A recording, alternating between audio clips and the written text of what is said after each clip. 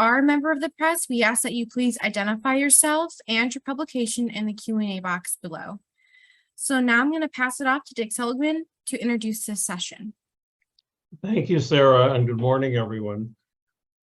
As many of you know, the National Science Foundation's Graduate Research Fellowship Program is a long-standing NSF activity that provides fellowship support to graduate students in a variety of fields in which the NSF provides research support.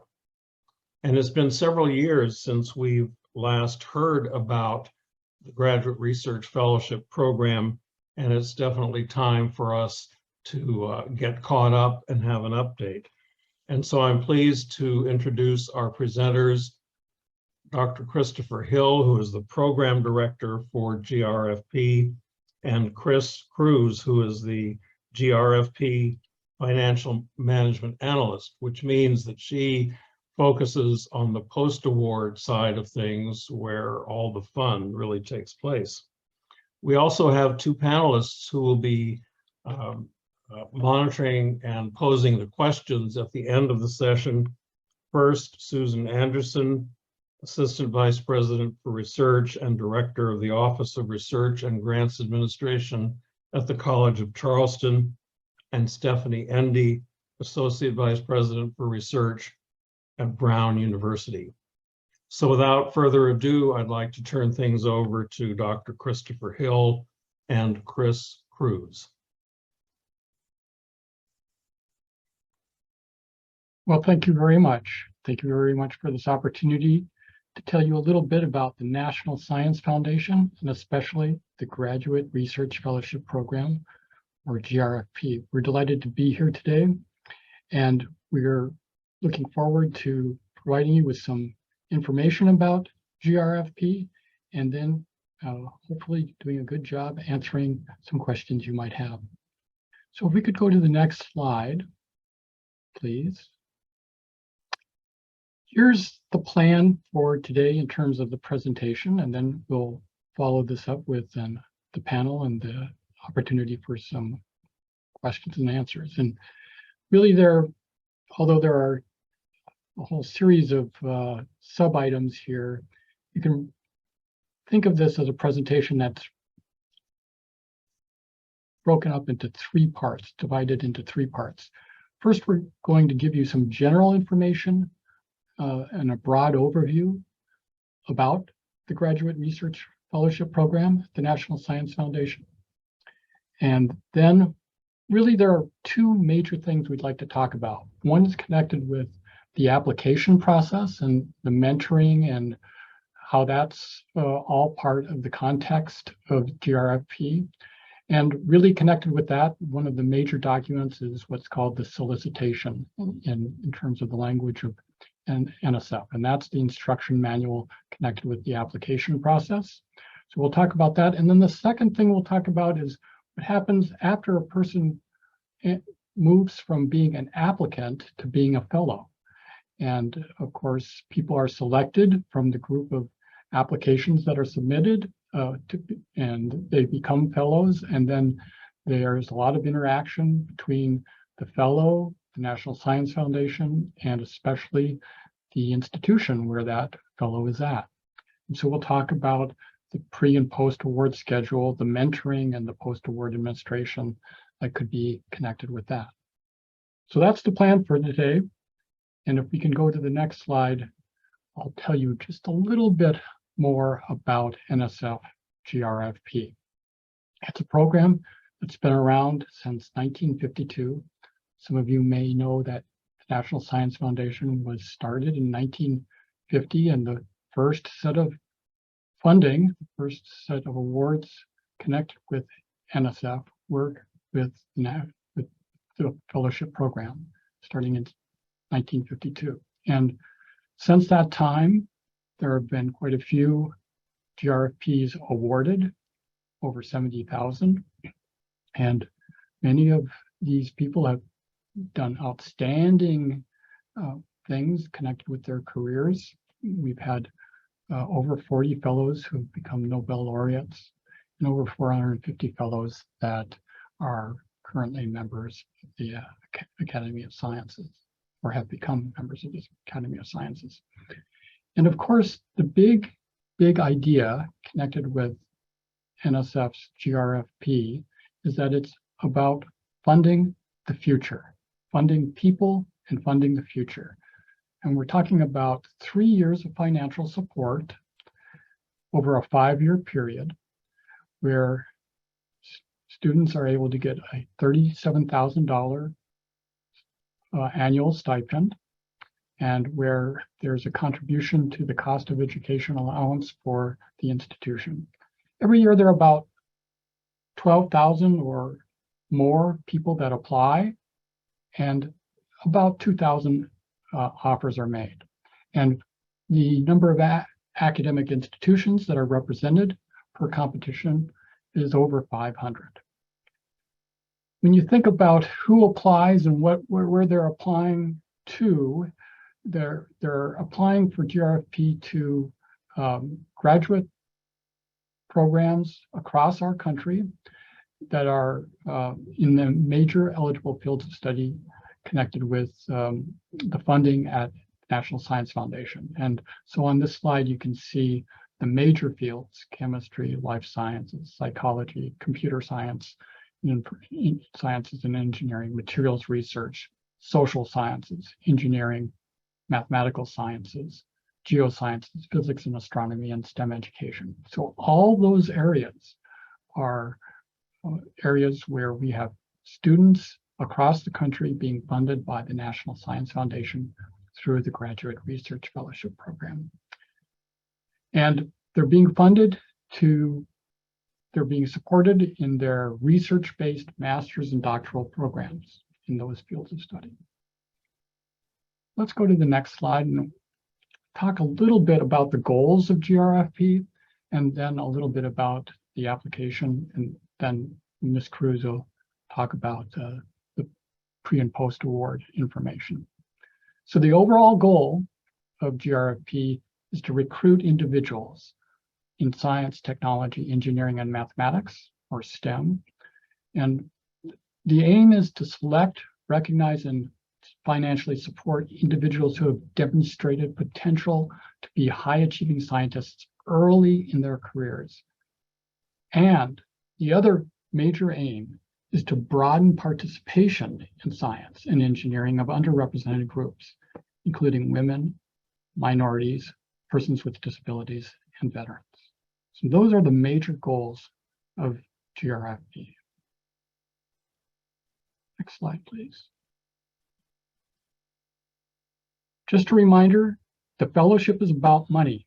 So right now, based on our plan for the next competition and the current solicitation and the availability of funds, there's an expectation that there will be awards of $147,000, and that's spread over 3 years of financial support. So $37,000 for the stipend, $12,000 for the cost of education. And there are other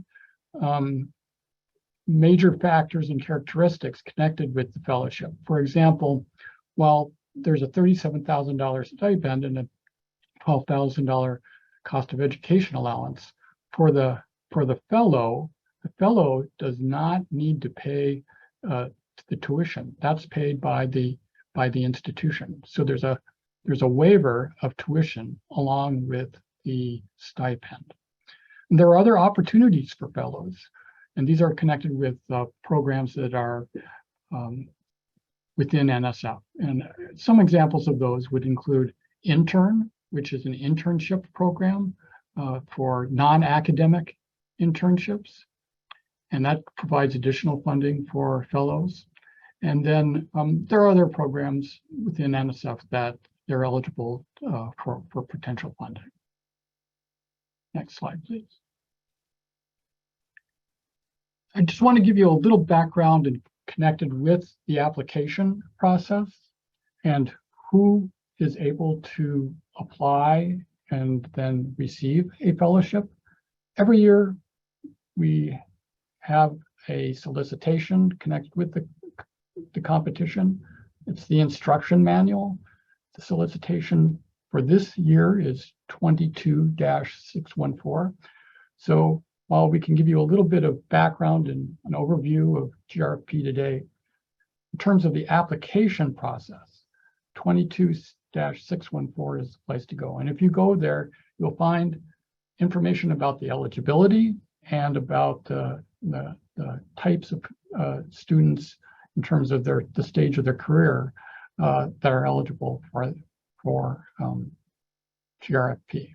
So broadly, in terms of eligibility, applicants need to be U.S. citizens or nationals or permanent residents. They need to be early in their careers. That is, they can apply as a senior and as an undergrad or as a first or second year graduate student in general. They need to be pursuing a research-based master's or doctoral degree, so no professional degrees are funded through GRFP. They need to be focused on STEM, and I mentioned that already, the major fields of study. They need to be in a graduate program enrolled full-time. So full-time enrollment in a graduate degree program in an accredited nonprofit U.S. institution, and that means no foreign institutions in terms of where the fellows are enrolled. And so for a person that's applying, we have several different levels, and these levels have something to do with where they are in their career stage and in terms of the number of times that they can apply for the fellowship. So you can see here we have 4 levels, levels 1, 2, 3, and 4. The first level is a person that has never been to graduate school. So it's a person that would be a senior at the time that they were applying, or someone that had received a bachelor's degree but had not yet gotten into grad school or was not enrolled in a graduate program. So that would be a person that would be a level 1. That person can apply their senior year, and as long as they are still a level 1, they can apply every year until they get the award, okay? So now if you're a level 2 or a level 3, you can only apply once, and that's those levels are people that are currently graduate students. So level 2 are first year graduate students, and then level 3 are people that are starting their second year but have not completed more than one full year of graduate education. And then we do have an additional category, level 4, and these are people that are currently not enrolled in graduate school, but they have been graduate students. So they're returning graduate students that have had at least 2 years between the time they're applying and the time that they were a graduate student, and they don't have a doctorate, and they're currently not enrolled in a graduate program. So a lot more information on this is available in the solicitation 22-6114, but at least it gives you an idea of who can apply and under what conditions. Next slide, please. I'll just mention a little bit about the different parts of the application. And this is really important in terms of thinking about how you can help people that are applying, mentoring and giving good advice. So the package, the complete package for a GRFP application, which is submitted online, includes some general information, personal information about and education and research and work experience, and then 2 statements, a 3-page personal relevant background statement, and then a research plan statement. And then transcripts, both undergraduate and graduate transcripts are mandatory, and then letters of reference. So those are the parts of the application. And more details, again, are available in the solicitation. Next slide, please. Here is an example of a schedule then for someone who was applying. And as I say, there are really 2 major parts to GRFP that we'd like to talk about today. One is the application process, and that's what we're going over now. And then you'll see a a similar kind of thing in terms of thinking about the fellows themselves. But next month, in just about a month, we'll have the application deadline, and that'll be followed quickly by the reference letter deadline. And then for people that are undergraduates or people that are not yet in graduate school, level 1, in terms of the GRP nomenclature, you have to apply to graduate school. And then there's the review process that goes on. And in late March or early April, NSF makes the selections and the offers to the applicants who have submitted to GRFP. And then those applicants need to let NSF know whether they're going to accept the award and what their plans are in terms of the funding connected with it. And that happens in May, and Chris will talk a little bit more about that. And that leads to the availability of the funds and the fellowship beginning in the next fall. So that's the kind of schedule where we talk about in terms of the beginning part of the pre-post award schedule. Next slide, please.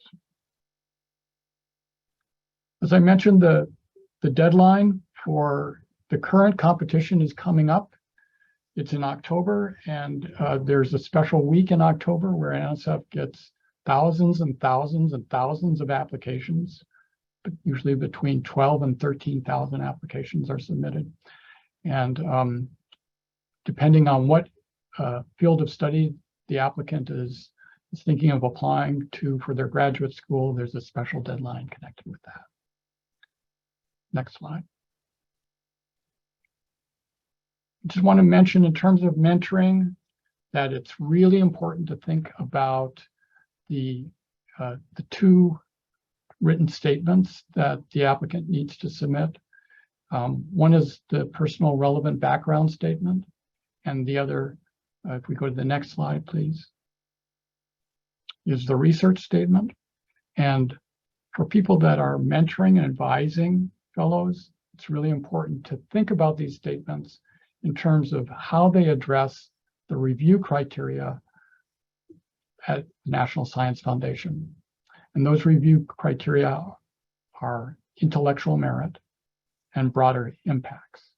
So it's really important that people that are applying and their mentors and advisors think within the context of who will be evaluating and reviewing the applications in terms of the instructions that they've been provided to view and evaluate the applications in a comprehensive and a holistic way, thinking about the strengths and weaknesses of the application connected with the NSF merit review criteria of intellectual merit and broader impact. Next slide, please. Besides those letters, besides those statements, there are letters that need to be submitted, and the deadline for that is the week after the submission of all the other materials. Just to tell you that there are some very special requirements connected with that. For example, the applicant needs to list at least 3 names when they submit their application. They can list up to 5, but they have to submit at least 3 names of people that would serve as reference writers. And for the application to be reviewed, at least 2 of those letters need to come in. So 2 letters are mandatory in terms of the review process. And as I mentioned before, transcripts are required. The bachelor's degree transcript is required. All transcripts are required from all degree programs. And these can be either official or unofficial transcripts.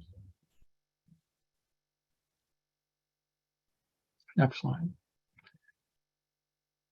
The focus in terms of evaluating the application is based on the National Science Board merit review criteria. And I just want to emphasize that what we're talking about there is intellectual merit and broader impacts. Next slide, please. Intellectual merit and broader impacts are viewed at NSF in terms of a comprehensive review of the GRP application, with this idea of looking at the demonstrated potential for significant achievement in STEM using a comprehensive holistic approach and looking at all aspects of the application. Next slide. Intellectual merit, that's the potential to advance knowledge.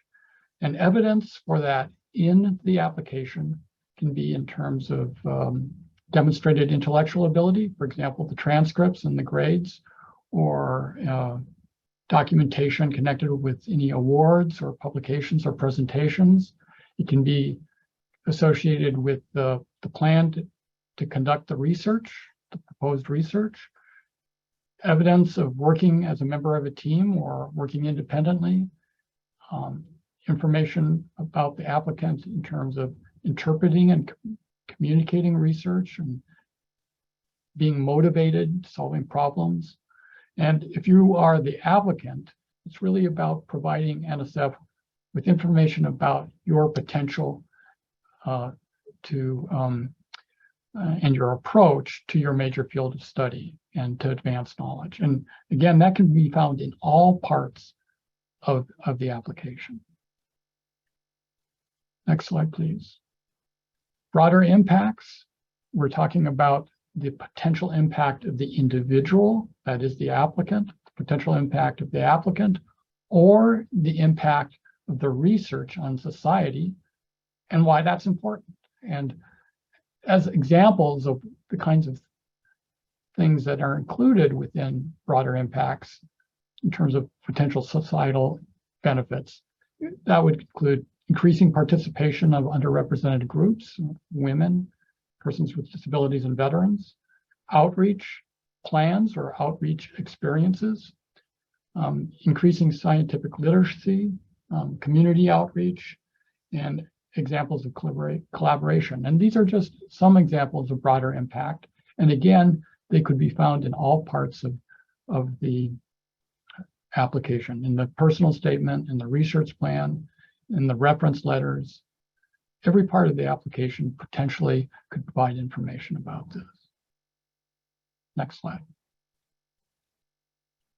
I'm going to hand it over to Ms. Cruz, who's going to talk a little bit about what happens when we move from someone that's an applicant to someone who is a fellow and the institutional role and interactions connected with that. Thank you very much for listening to this first part of this presentation. Good morning, everyone. My name is Chris Cruz. I'm a financial analyst for the Grfp. And I will be talking to you about today is our post-award management. This is when we have completed and selected the new awardees, and also how our continuing fellows will continue to receive and continue their fellowship with NSF and the awards to the institution. So post-award management of Grfp award includes setting up new organization, implementing the award, monitoring expenses, fellow expenses, allowable expenses, of course, reporting progress, invoicing and drawdown, and the financial closeout. At any given time, an award to institution is a 5-year award. As recipients of federal funds, fellows are expected to fulfill the academic and fiscal obligation of their fellowship award as outlined in the guide. Equally, Grfp organizations are expected and have the responsibility to ensure compliance with current program requirements. Organizations have important administrative and managerial responsibilities throughout the annual program cycle. So we expect that the institutions are actively engaged in the fellows' activities and also in the monitoring of the award. All of these tasks and responsibilities are done in the Grfp module. There are certain roles and permissions that is required in order to administer the Grfp award, and they are, as shown in this slide, the primary coordinating official, the financial official, principal investigator, and a sponsored project office. It is highly recommended by the office that the principal investigator be the graduate dean of the institution. Later on, I will be talking about and referencing a lot of the terminology in incorporating the terms and condition with the administrative guide, and you will see in the administrative guide the roles and some of the examples of the tasks, key tasks that each roles are required to do. For example, the primary coordinating official, this person serves as the primary day-to-day point of contact for fellows and the NSF GRP office. So we do ask that fellows contact their coordinating officials for any of their questions or inquiries. And should there be a requirement for us to confirm and verify, and then we ask the coordinating official to contact the program office.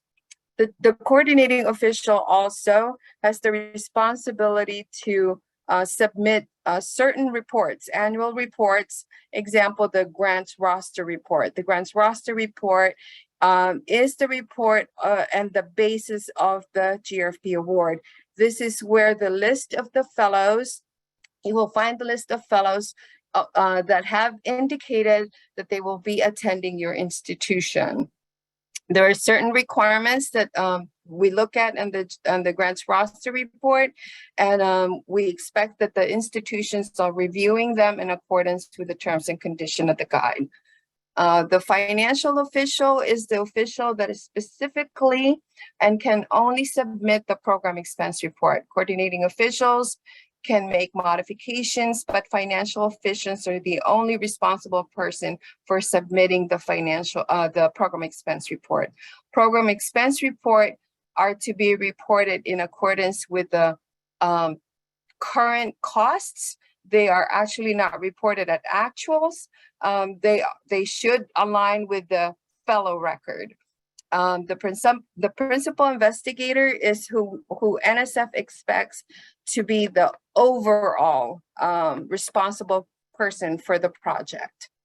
For the fellows, we will talk about their responsibilities, and fellows are expected to accept and decline the award after the competition. Continuing fellows and new fellows declare each year, regardless of their fellowship status. Each fellow is expected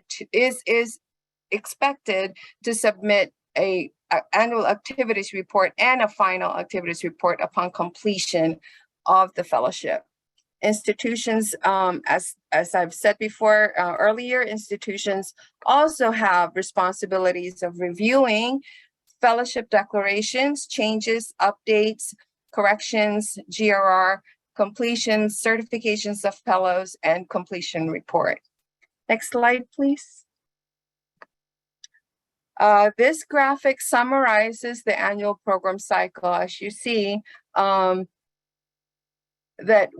you would say that the post-award would begin sometime in February, where the continuing fellows, where we open the module for continuing fellows to indicate to us their tenure, their fellowship status plan, whether they will continue on tenure, reserve, or whatnot.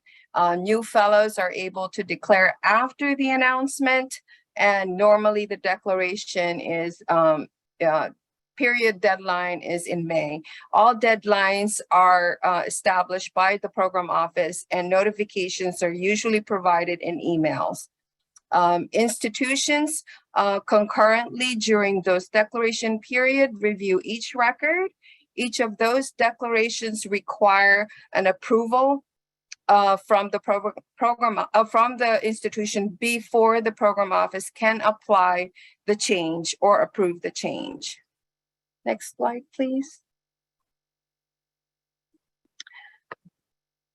This schedule aims to highlight the key activities and tasks for fellows and institutions at any given month. All these tasks and activities are completed in the GRFP module in research.gov. Organizations that are new to NSF or have not had an active award in the past 5 years should work with NSF to obtain access to the GRFP online module and complete other necessary information. Organizations should be prepared to submit basic organization and management information and certification for NSF to issue the notice of grant award. This requisite information is also available in the prospective new awardee guide. Next, please. Where do we do all this stuff and where do we conduct GRFP transactions? The functionality is under research.gov. So you will access the GRFP module in this little area right here where it says fellowship, honorary awards, and circled here is the link to the GRFP module. You do have to have your permission set up. And in this slide, I have provided the step-by-step guide and instructions. So this is a live link that will show you how to register and what key information you will need and how to add or modify, if you are already an existing organization, modify the roles and permission. We do ask that you annually look at this permission. It is a growing database, and please complete it because it is important that we have current contacts since it is what we use for communication. Next slide, please.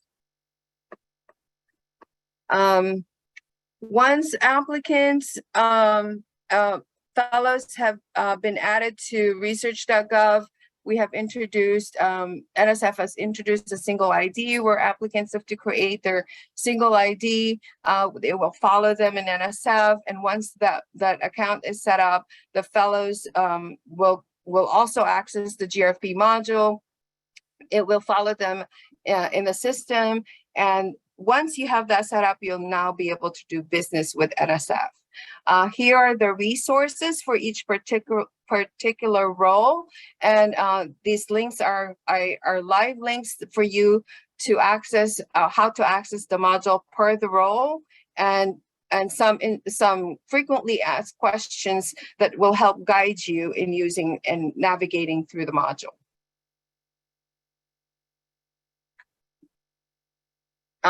And here are additional resources as well for some of the terms and conditions in the administration of the GRFP award. More key important here is the GRFP administrative guide. We had just, this is new. We have just updated this from the most recent to the last one was 2016. So please familiarize yourself with the new administrative guide that's available out there. If you have any further questions, please, you're welcome to send an email to grfp@nsf.gov.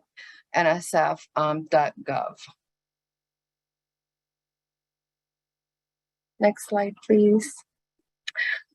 So we'll tackle some commonly asked questions.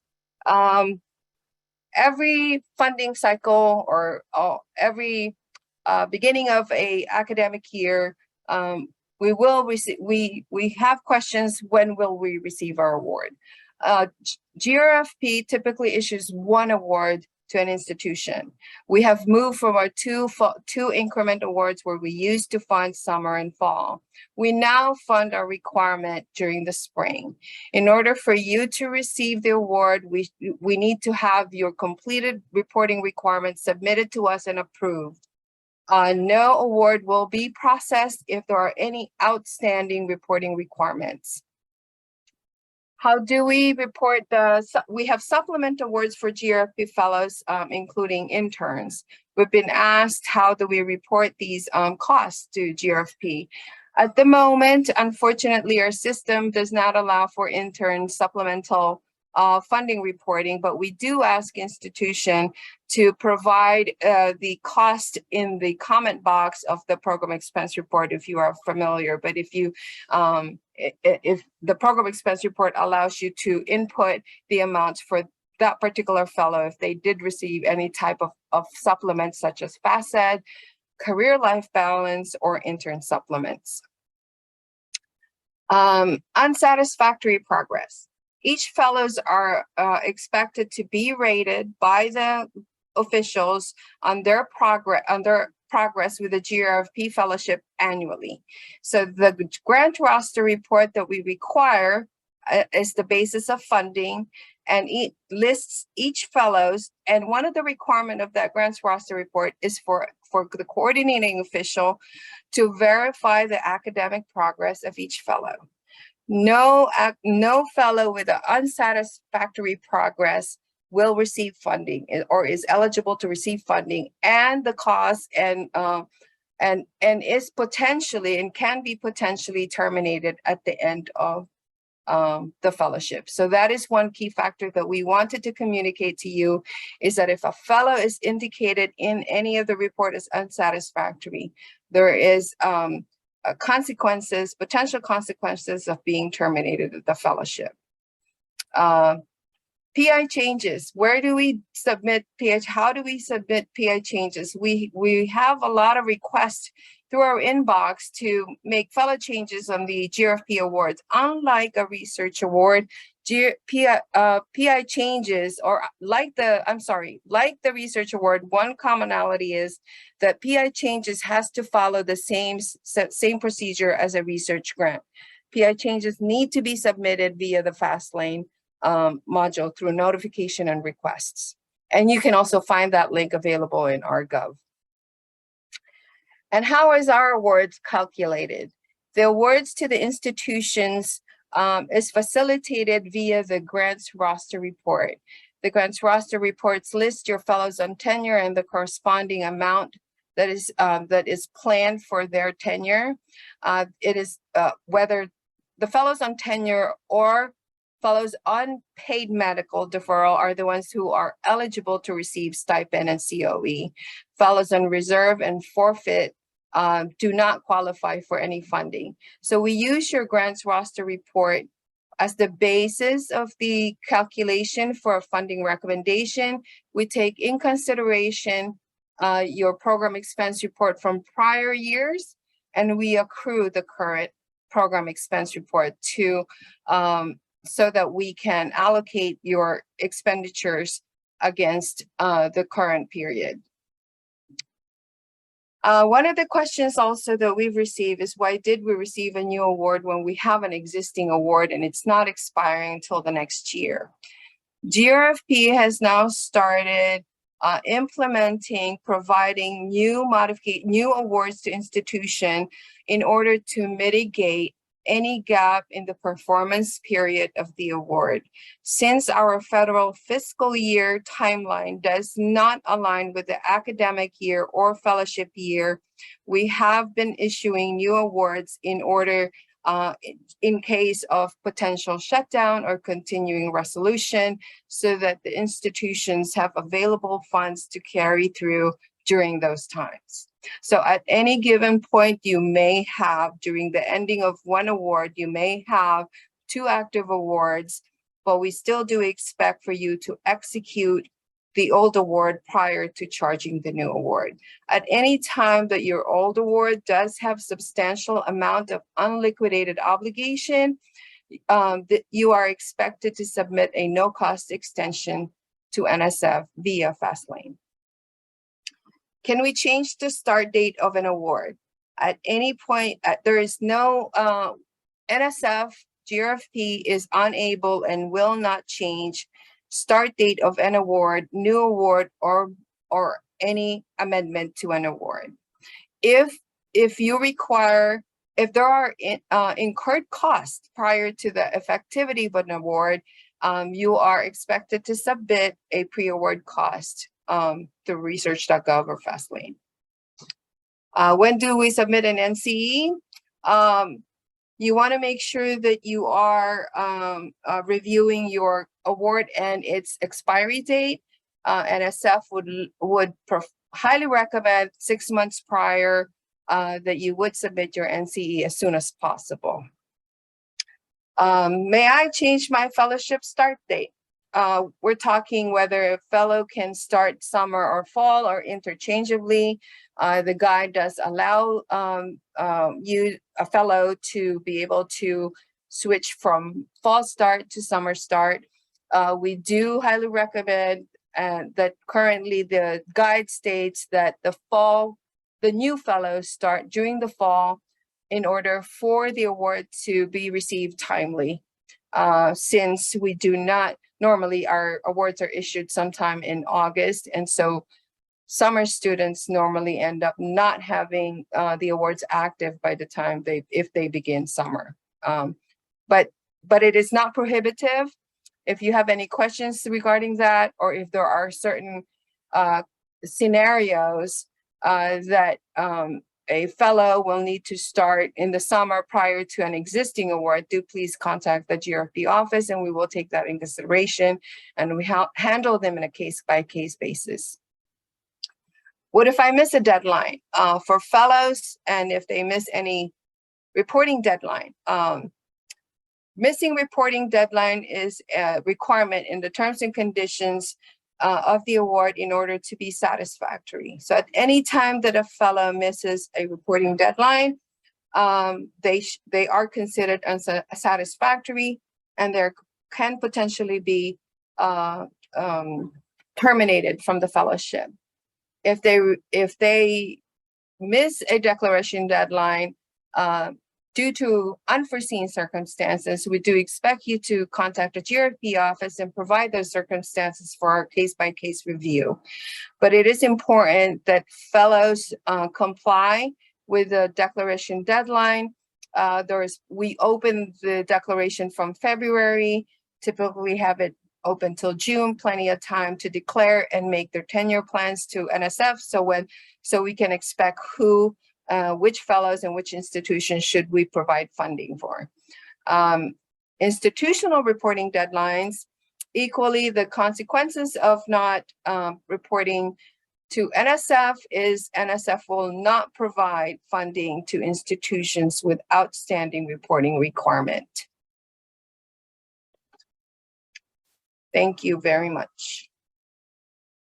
Thank you very much, Dr. Hill and Ms. Cruz. You've covered a tremendous amount of information, and you've given us some resources if we don't remember every last thing you've said to us this morning. So what I'd like to do now is turn things over to Susan Anderson and Stephanie Endy, who have been gathering questions far and wide and are ready to begin to pose them. And just one more comment.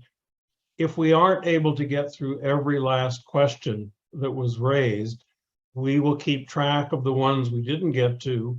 We will provide them to Dr. Hill and Ms. Cruz, and they've agreed to respond to them, and we will convey the questions and their responses on the FDP website. So without further ado, I'd like to turn things over to Susan Anderson and Stephanie Endy. Thank you, Dick.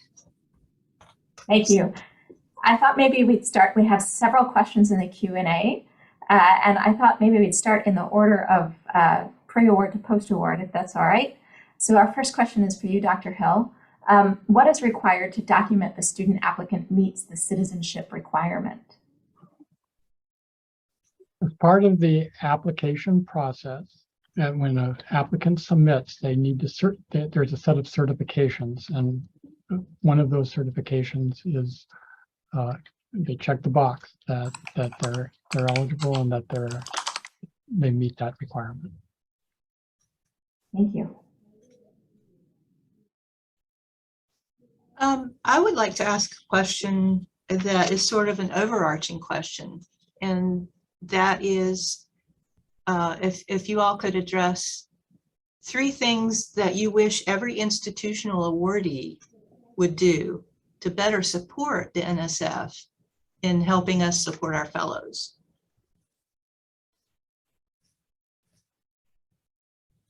Well, there are probably more than 3, and you're asking about the institutions and the support of their fellows.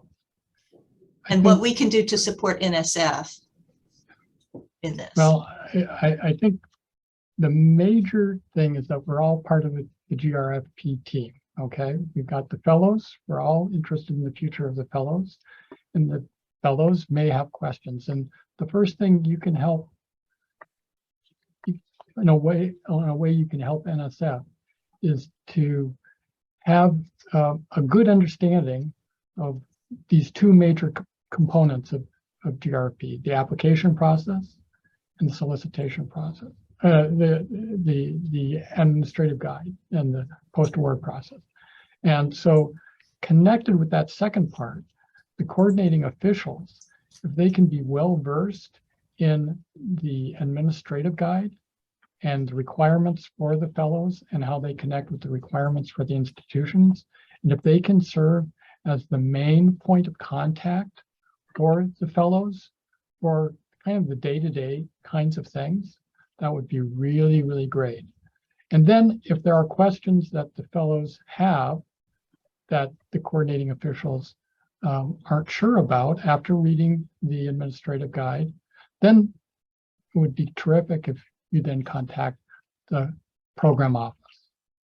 So that would be probably, if I were to say, the one thing that would really be valuable in terms of the interaction and coordination. The second one would be something I just want to really emphasize what Chris was talking about, is that whether we're talking about the application process or in this case, the administrative component of the fellowship, the management of the fellowship, these deadlines are really important, okay?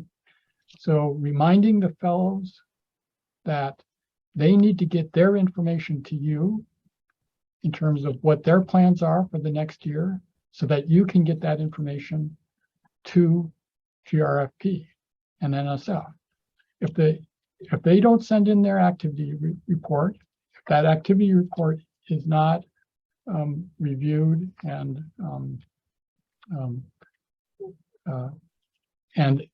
if they don't declare in a prompt way, then it's very difficult for the institution to take the next step in terms of getting in that grants roster report. And that grant roster report kicks off a whole set of processes here at NSF that have to happen for us to fund by the time the fellow is going to start in the fall, right? Typically, it's a full year for the fellowship period. And if we look at an example where they start in the fall and they go through the summer and then they're going to start their new one that next fall, for NSF to get the funding to the institution so the institution can get the funding to the student, to the fellow, it's really important that everybody meet their deadlines. So I would really emphasize that. So both, it would be valuable for you to help student in terms of their deadlines, and then third, for the institutions to meet their deadlines. Thank you. That's very helpful.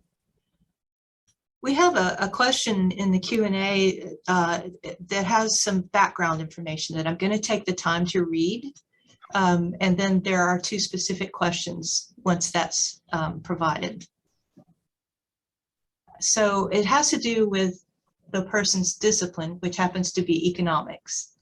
And the person has participated in the review process, but is concerned that the system may be reinforcing the lack of diversity within the field of economics. And in particular, the merit review process seems to privilege students who've been exposed to researchers at top universities as undergraduates, which then of course creates an obstacle for students for a student whose undergraduate training has taken place at a less prestigious institution. And so he recognizes that in some ways this reflects dysfunction in the field of economics, but it raises questions about how allocation of funds associate with the discipline and how NSF can more effectively assess whether the program is achieving goals of promoting diversity and inclusion. And so the two questions are, first, what is the best way to promote a discussion about intended and unintended consequences of the GRF program? And then the second question is, do you share information about characteristics of the applicant pool, awardees, and the institutions where they enroll? So basically, is there a database that people can refer to? Well, these are kind of questions that can kind of be combined. I'll try to answer the second one. There is a publicly available data set, you might say, of the people that have been selected and offered an award. And that does provide some basic information. So there is a publicly available data set connected with that. And if someone wanted to look at that, they could look at some trends and patterns, and perhaps people on this call know that some people have done that. And that goes to your first question, is we have goals and aims for GRFP. They're connected and aligned with the mission of the National Science Foundation and our two very specific goals. They're both connected with the future, and they're both connected with investing in people and really creating the future of the next generation of scientists and funding them and supporting them and broadening participation. And we're doing all that we can in terms of our planning and our process, and listening to people in terms of improving and moving in the direction of trying to fulfill those goals as best we can. Thank you. The next question is a broad question for, I believe, Ms. Cruz. Perhaps you'd like to take it, but it's a very simple one. What parts of 2 CFR 200 apply to GRFP? Many of the uniform guidance does apply. One thing I can confirm, what does not apply for GRFP is the indirect. There is no indirect cost for GRFP. Thank you. And we have two questions on cost of education. The first one is, for the cost of education, what is considered an allowable cost? The guideline states it is up to each institution, but they'd like some examples of acceptable cost. Cost of education is at the discretion of the institution. So that's really the guidance from NSF. It is at the discretion of the institution. The cost of education is paid to the organization, and their expenses is at their discretion, with a maximum right now at the maximum level of 12,000. Speaking of the maximum, the other question related to cost of education is, will it be increasing, and how was that determined to be a reasonable cost? The determination of the cost of education is beyond the GRFP program office, and is between NSF and the congressional budget. I can say that at the CHIPS Act, if everyone is familiar with the CHIPS Act, there is a language that potentially that the cost of education is recommended for a potential increase. Of course, that is not approved yet. And so NSF is watching and is anticipating that will be approved.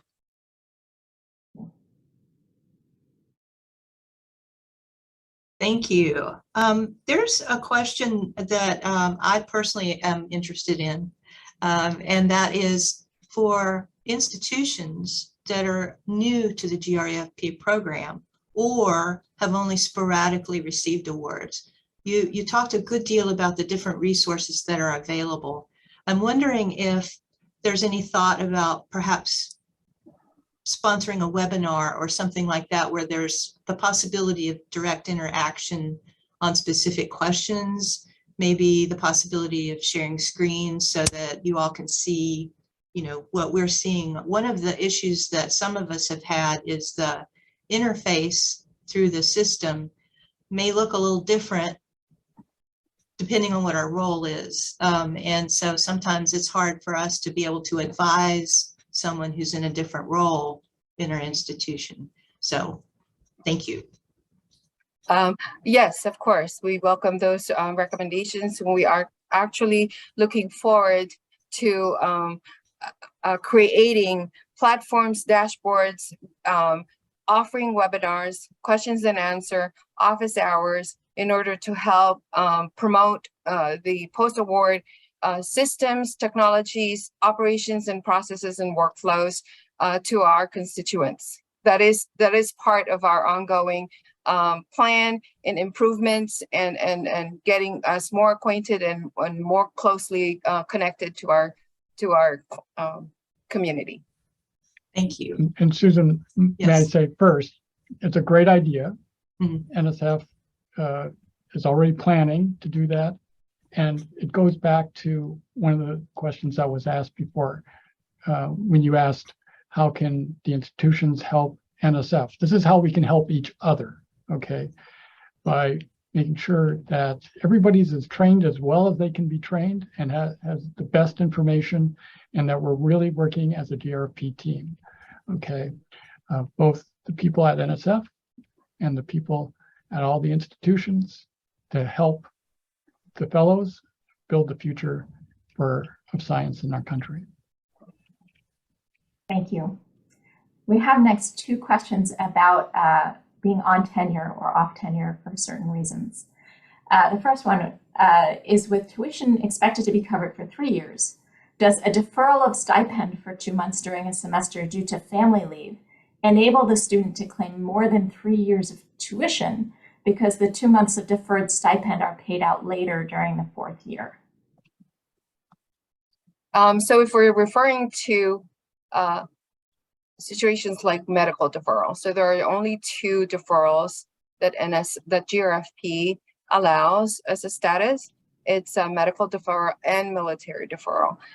During medical deferral, a fellow can request to have paid medical deferral, and they will receive a stipend even if they're in deferral. If they choose not to go on a paid medical deferral, then, and they are on a approved medical deferral, that they can't, the stipend that was unused is considered reserved and deferred. And once the fellow comes back on tenure, then that remaining unused tenure and corresponding cost is available to the fellow.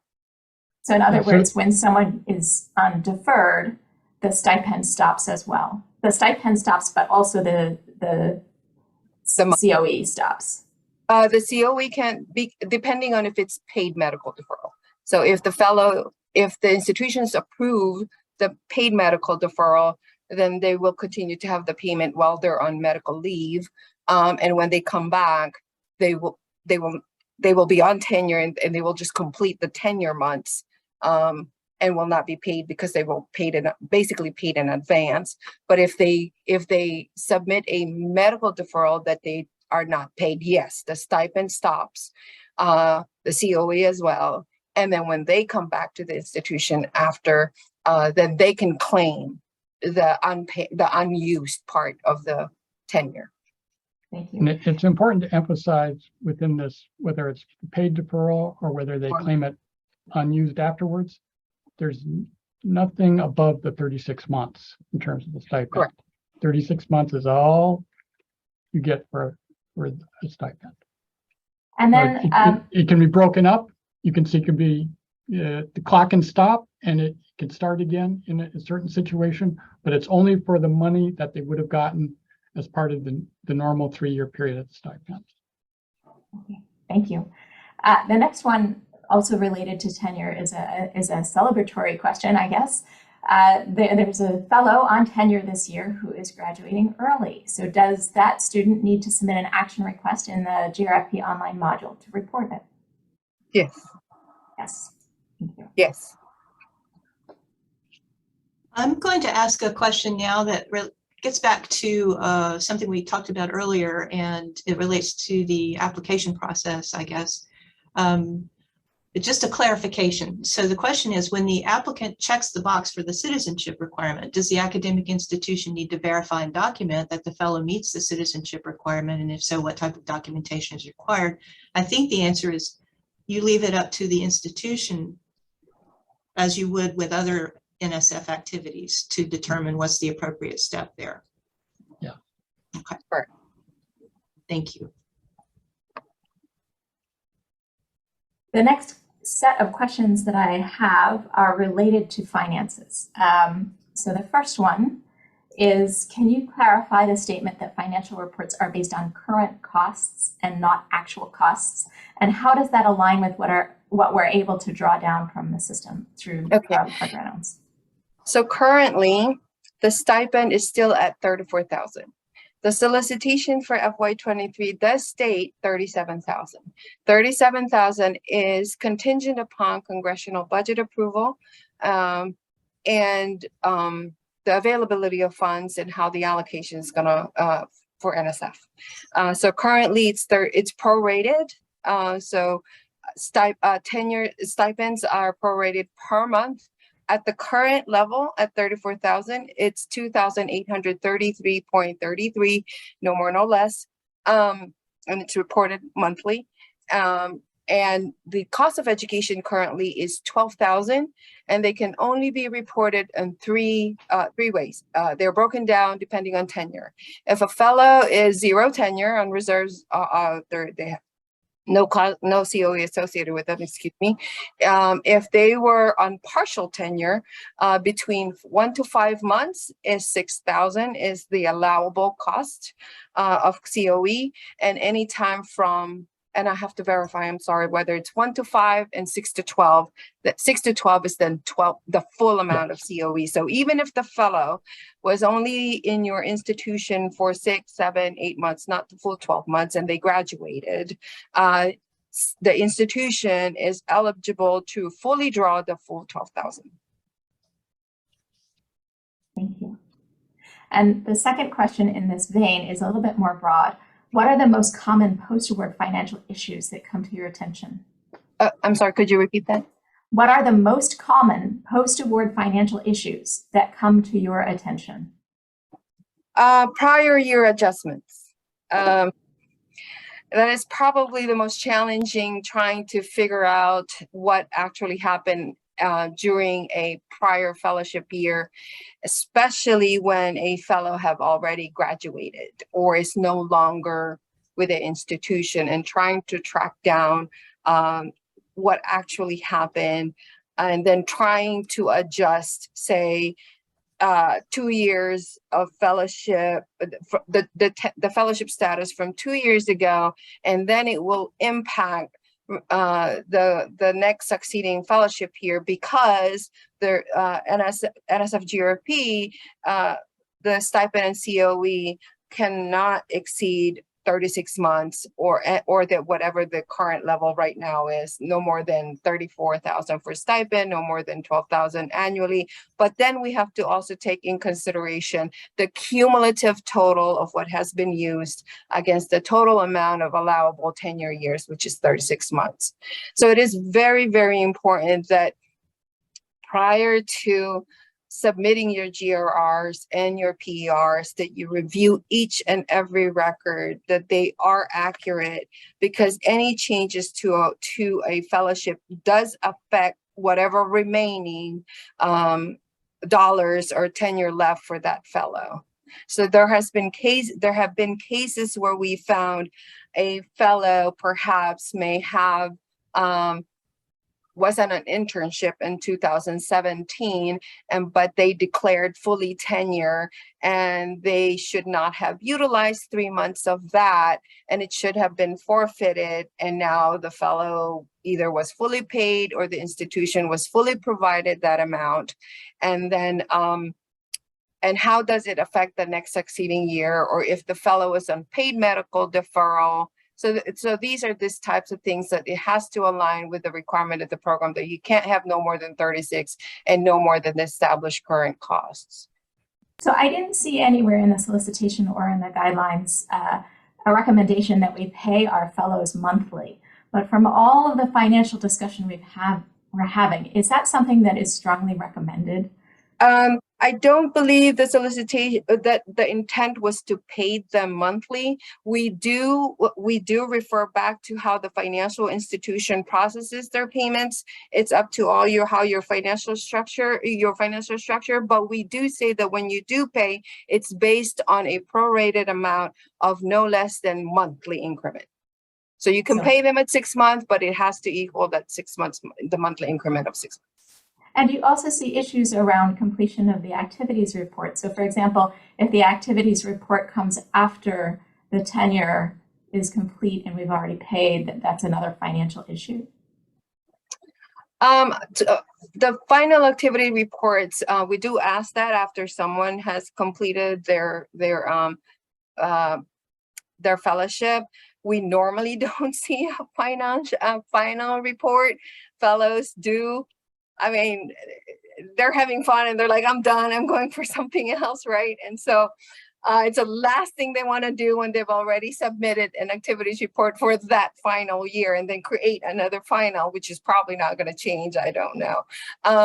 But an actual, an AAR is a requirement. It's actually a showstopper for us and for the fellow, that if you don't have an AAR in the system, it will not allow you to declare or continue your fellowship. And for us, if there is not a present of an AAR, it will not allow us to approve your grant roster report. Therefore, I will not be able to facilitate the funding recommendation. So it is a key component of continuing the fellowships. There's been a question about the cycle of the awards, and you walked us through the process and the dates and so forth, and there's recognition that the federal fiscal year, as you said, does not correspond to the normal academic year, and of course academic years in different institutions aren't the same either. Right. Yes, correct. But we, I think, have some understanding that the timing of everything may not align great as far as how we best support our fellows, and also how we provide what NSF needs and how NSF can help us support the students. So as you said, being a part of the team. Is there any thought about, such as with research grants, the research grants are awarded whenever they're awarded, right? And that project year is what the researcher, the PI, upholds in terms of the cycle of the project, the multi-year cycle. Is there any thought about making any changes to the cycle for the GRFP awards? I think that's a very good question. And I think it's the GRFP award cycle and the competition cycle is closely tied to that May 14 grad deadline. So we have explored, discussed the potential of that. But also we know how important the May 14th deadline for students are. And so, because our award is basis is that grant roster report, since GRFP, unlike the regular research grant, we build the budget for you. You don't come in to prepare any proposals for us. We prepare those documentations and justifications for our awards. And the basis of that documentations and recommendations and commitment of our funding is the grant roster report. And so we have tried to determine the timeliness of how we can provide the funding to you as early as possible. But it is intricately tied to the competition cycle, to the announcement, and to that May 14 grad selection of institutions for students. Thank you. Yeah. We've tried to incorporate, and this is where you can help us, where if there is a certain planning in the institutions of how you plan, how a fellow can plan their financial requirements, knowing that they have a GRFP. Perhaps we can talk about that later on, get together and kind of develop a way that is possible. We did try to incorporate each fellow record when they are submitting their declaration every year. We have included in that declaration process for the fellow to inform us how they intend to use the fellowship in the next succeeding years, however many they have left. And so with that, it informs us if they are planning to use it next year or they are going to be on reserve. And this gives us an opportunity to provide forward funding for institutions so that you can have kind of seed money for these times that our calendar and federal fiscal year and academic year don't align. Thank you. You're welcome. Okay, so I have a couple of questions on supplements next. The first one is, can the recipient of a GRFP receive additional fellowship support from federal or institutional funds? No, GRFP prohibits concurrent federal fellowship. So they'll have to choose which one. And what about institutional? No, they're allowed. It's only allowed. federal. It's only limited to federal fellowship. They cannot have two concurrent federal fellowship here.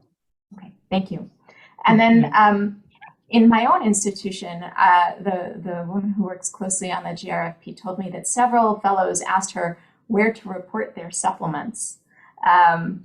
So I know you mentioned earlier that it's in a comment section on one of the forms. Could you please revisit that again? Because the only thing I could find in the official documentation is GROW and GRIP, which don't exist anymore.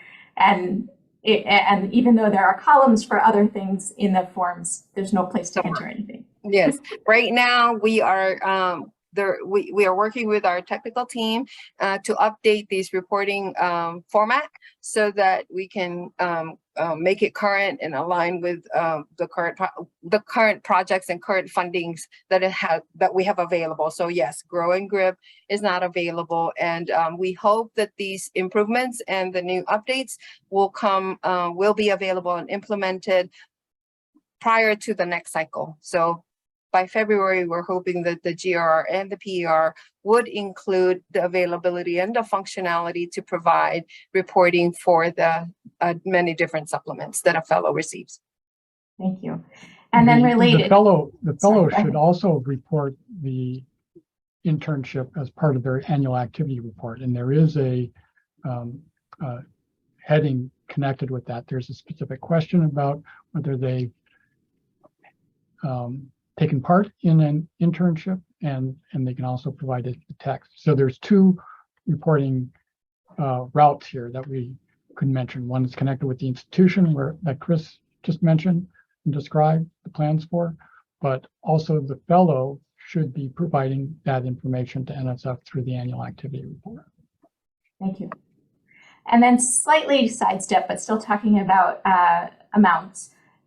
You mentioned CHIPS earlier. Does CHIPS also specify an increase to a fellow's stipend? I don't believe so. I believe I can say the CHIPS is public, that it is asking to increase the number of awards and the number of and the amount of the cost of education. But of course, it's still not. It's a proposal, so we'll see. We'll wait and see what Congress does. But the stipend has been increased in terms of the plan that's connected with the current solicitation compared to last year, and that's pending approval. Yes. And availability of the funds. Thank you. So there's a question that's asked, and I'm not sure that I understand the question, so I'm going to read it. And if it makes sense to our panel, please answer it. And if not, I'm going to ask that the attendee who posed the question perhaps provide a little bit more information. But here's the question. Our institution received deadlines after the May deadlines that weren't listed in the cycle. Is this for checks, balances, rechecks? Yes. So our main deadline, and it's published deadline, May is our deadline for the fellowship declaration. Reporting deadlines for expenditures is October, which is coming soon, and grant roster report deadlines are usually in June 15 at the latest. However, there are times that we do find that there are a number of fellows who have not been who for whatever reason they are unable to declare. We have a large number of fellows who still have funding available to them and they fail to declare. GRF will review this on a case-by-case basis And our intent is to help these students, right, and to continue their fellowship and not to lose them. Our success rate is depending on how much they utilize what they want, what they're awarded. And so we will open these deadlines, or we'll extend these deadlines to allow for fellows to continue to declare. It is our attempt moving forward to stick to these deadlines for many reasons, operationals in nature, audit responses to NSF and external pressures, so that we can be timely in providing money to all of you. Similar to any of the program expense and grants roster report requests that we send and notifications and communications for you to submit to us. It is important to us, and it's imperative we have them so we can continue to process our funding recommendations and our calculations and reconciliations in a timely manner, so you can receive your funds in a timely manner. But if we see that there are a number of you that have not submitted, we know that the fellow will end up not having the stipend, and you will be on the hook to pay them without the funds. So yes, we accommodate and try to get as much possible 100% submission. And so we request that if you could please submit to us, then the faster we can give the money to you. We have one last question in the Q&A, but we do have time for a few more. If you have not put your question in the Q&A, we'd be happy to raise it to the participants. The one that we have is about selection process. And the question is NSF still using an algorithm to select GRFs? Peer review was just one input. If an algorithm is used, are the parameters public? Well, the process for the application of a GRFP review and then the selection process is not based on an algorithm, really. The process works kind of like this. Applicants send in their package, the letters of reference come in, and then the applications are reviewed, and more than one person reviews the applications, and then the program looks at all of the applications and the reviews that have come in and uses that information to make a recommendation in terms of selection. So that's the process.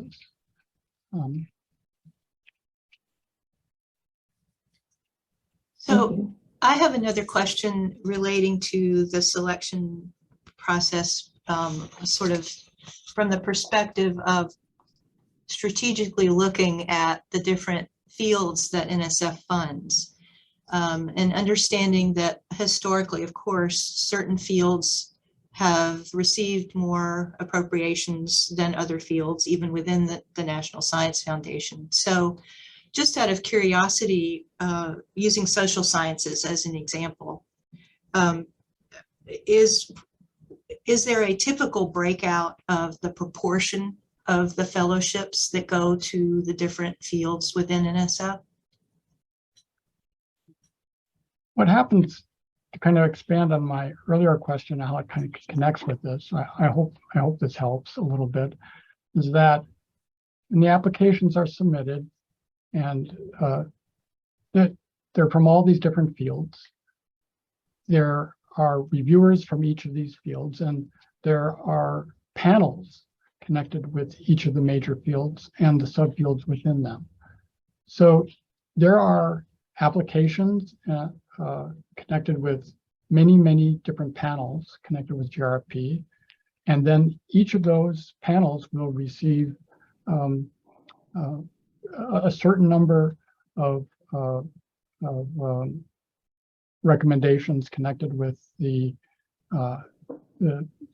fellowships. So all panels are going to get recommendations for the selection of fellowships. So they're spread across all the areas, all the major fields.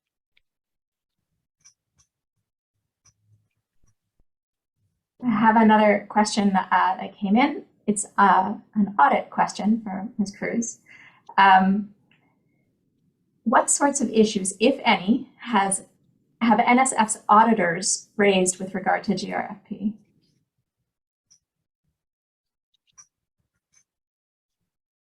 Can you repeat that? Sorry. What sorts of issues, if any, have NSF's auditors raised with regard to the program, the GRFP program? Unallowable charges is one that has been raised. It's clear in our admin guide that fellows who receive GRFP that they are not charged additional tuition and fees. So that's one. And also the outstanding reporting that exists in the account, whether it's for fellows or institutional accounts. And we've continued funding to the institutions when we say, okay, if you have outstanding program expense report, you're not supposed to receive.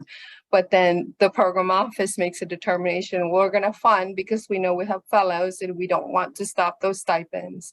And so we're running around after the fact, trying to get the requirements in the account in compliance. So these type of questions we've had been asked. And some of them have actually been reviewed that we need to tighten up some of our requirements and deadlines and internal controls to network and work with you all what would work best in order to have the accounts compliant and aligned with the terms and conditions. So these are one of the questions. They explain some of the focus of your presentation today too. Thank you. Yes. Also the medical deferral and some of the questions as well as between transfers between students. That's a little bit tricky and a little bit sensitive when it's a transfer and the breakdown is unsure who gets what. So these are one of the type of the questions that we get. And the documentations of medical deferral, the basis of the medical deferral is absolutely on the institution. So if you approve the medical deferral, we would like some kind of indication in the fellow change. We don't require any documentations or notes or anything like that. But we want to be able to go back to the record and say that deferral, because the system doesn't really say deferral in the grants roster report. We don't really have a specific medical deferral status when a fellow is perhaps on let's say the fellow was on tenure for 6 months, and that's what's going to show 6 months on tenure, and the 6 months is deferred, and that's the title of the column that it's reported, deferred. And so we have to dig into further into the fellow record to see if the request came in as a medical deferral. And so it's important that we have that annotated, that deferral months is associated with approved medical deferral. Thank you. So there's one more question remaining in the Q&A that's a follow-up question, and it has to do with the deadlines question. If the correct information was met and approved during the May deadline, but the secondary deadline check was missed, will this affect the award, or do you only send secondary emails for institutions that may have incorrect information? No, it does not affect, as long as you have submitted your reporting requirement for that particular fellowship year. We will use that submitted, we will review, and once approved, that will be the basis of the funding recommendation. We will use that as the calculation for and reconcile your expenses, reported expenses, to calculate what's the level of the next funding. We send emails, we endeavor to only send emails to those institutions who have not submitted the report. Sometimes we miss that and include institutions that have already submitted. So it is an effort on our part to really just communicate to those who we need some information from. Well, this is a big job, as you well can imagine, and something that Chris has worked very hard on. And just to emphasize that something needs to be submitted and something needs to be approved, right? For us to move forward with the funding action. or recommendation for a funding action. So if something is submitted and we can't approve it, that's when it needs to be fixed and resubmitted, right? So we get to the condition where it's approved. Once it's approved, or if it has been approved, then it can move forward, right? So that's how I see it. Chris has all the details, but basically we need you to submit and it needs to be approved. Once that's done, we can move forward. On that note, I believe that's all the questions we have, so I'll turn it back to Dick. Thank you, Stephanie. Way back, it seemed like it's been many months ago when I first spoke with Dr. Hill and Ms. Cruz. I said, well, we have this 90-minute slot on Thursday morning for your session, but of course, there's no way that we're going to take up 90 minutes of your time on this topic.